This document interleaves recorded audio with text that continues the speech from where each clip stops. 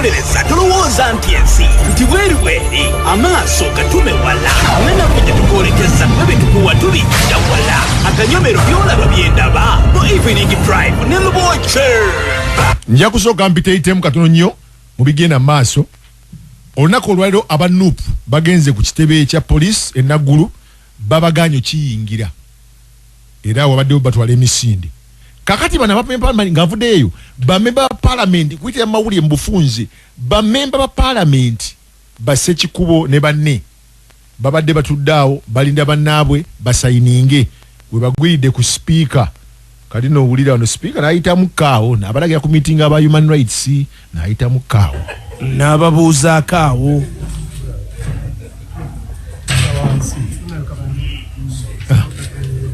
seka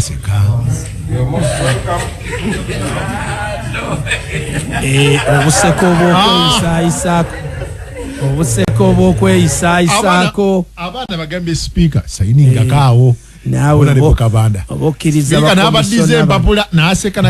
okkiriza bakomisona abaazirya essente zino betwagala badde ku mabbali ddako wano. Kakati Kizza Besigye yabaddeko e Masaka n'agamba nti abakulu b'eddiini abasaba batandike nabo okuyingira mu activism. Luzungu lutuufu. Lutuufu activism. Bafuuke ba activists. Yes. Nalo luzungu lutuufu. When you become an activist, you practice activism.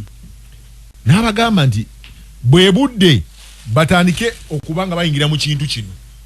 Monica Mukama akongera omukisa. Ekyaki. Monica mpadde akatundu. Mu kintu kya Monica Mukama akongera omukisa. Mbadde musibulako. Kakati n'agamba nti ewavudde obuzibu. Munange. Father Kibi. Yayogedde ebigambo. Simanyi omuyina wano. Namukuwadde. Uganda etandise okunnyumira. Ne Father Kibi oyo mujjukira kukusabira Moses Radio. Mwesigwa ansanyusa. We yagambira nti kibweyagalwa libikula ennyumba. Lwolimanya. Father Kibi. Aha. Siyon. Ndowooza yoyo gw'olabye. Father Kibi. Bwe kiri? Ono father mulala. Yoyo. Ono father mulala, ono father yabadde. Ono yagambye nti bannabyabufuzi nga bakyukakyuka. Ono yabadde akuba mpuuga. Kibi simuyina kati. Kakati munnange twabadde tuli awo ng'ayatula nga Father Kibi agamba enkulembera gye mutukulembeddemu si nnungi, bantu bali mu kubonaabona. Ntufuze bubi mwonoonye ekintu naye yabadde ne vibe.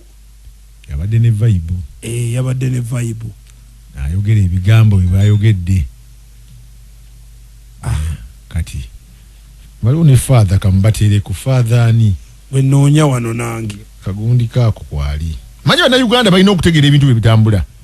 Ffe twewaayo bamuta Father Kasule. Yali kusabira Moses Radio. Owekanakuza. Father Kasule yabadde Masaka. Father Kasule nga tuvude Father Kibi eddoboozi ya Father Kibi tetulifunye. Kambaterekere ya Kasule. Father Kasule. Abantu bangi nnyo bakyukakyuka. Abantu bangi bakyukakyuka leero kangambe mu bannabyabufuzi. Abasinga omuntu kumaze ng'amaanyi omuntu n'oba ng'osigaza ku nkubi osigazizaako muyini oli mu kukyukakyuka bakyukakyuka olw'obusente obutalimu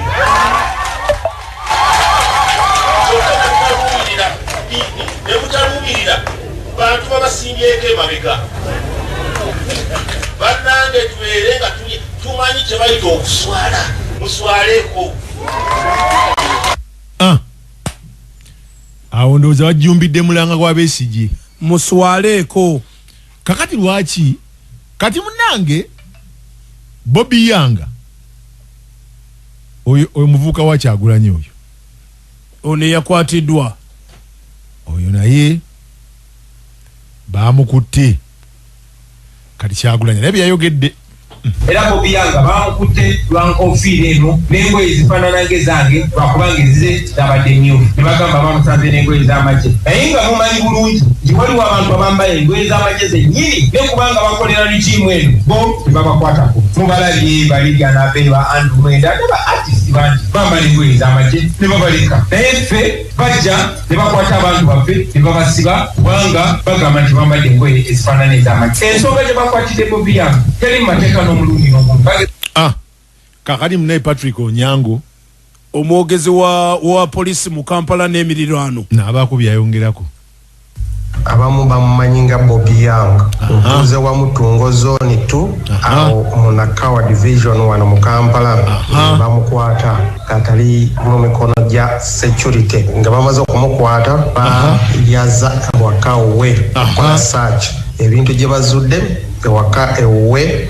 bazudde rank oba ennyota ngefaanalenga ng'eyamagye komaawo kakati omanyi nno abamukutte be bajja joint anti-terrorism task force kakati kangende mu bintu ebirala saidi endala bwe tuba tutandise kubanga twekwasa bintu ebyo nze nagamba omusajja omu Uganda balangirire nti ki nti ebyobufuzi ebyokuvuganya bikoze eki biweddewo ebyina byebifuzi nabyo bikoze eki biweddewo bagambe nti General Museveni tukola kati wokooyera ng'otulagaddako kubanga timanyi lwaki nkyogedde nze lubowa mu kulowooza okwange demokrasiya alina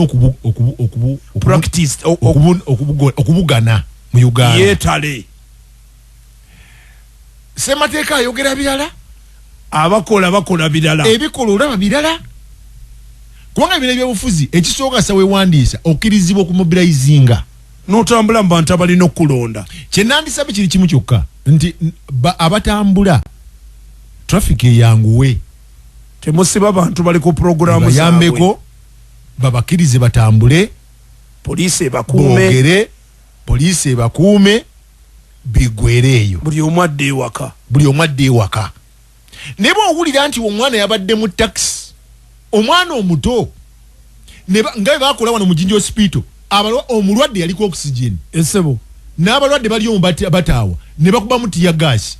That was around 3 years back. Ne bakuba ne mu masomero ag'enjawulo ge tuzze tuwulira ne ku GJSS bakubamu tiya gas. Ekyo kiba kirala kakati ate kiba kirala nze mbadde nsaba nga lubowa mujagamba gw'osaba ngani ekisooka ni muna Uganda olonda musajja muganda olonda nonda ate nze nsobola n'okulanya okubalaga nti nze ndi bwawano nti toli mugwira ndi muzzukulu wa Nkeddi ndi muzzukulu wa Mpadwa ndi muzzukulu wa Buddeddi ndi muzzukulu wa Tafukirwa ndi muzzukulu wa Butafukirwa ebukesa ndi muzzukulu wa Mutesaasira ebukesa Butambala njogedde bajjajja bange bana toli mugwira okunziika ebifo bibiri either bweyogerere ku chorus kubanga ndi ku chorus bweyogerere oluguudo lw'ejja Jinja oba ekawuna wano mu Kyaggwe waliwo abamu nga n'obuzaale bwabwe tetubumanyi naye nga beefuula bannayuganda nnyo okusinga ffe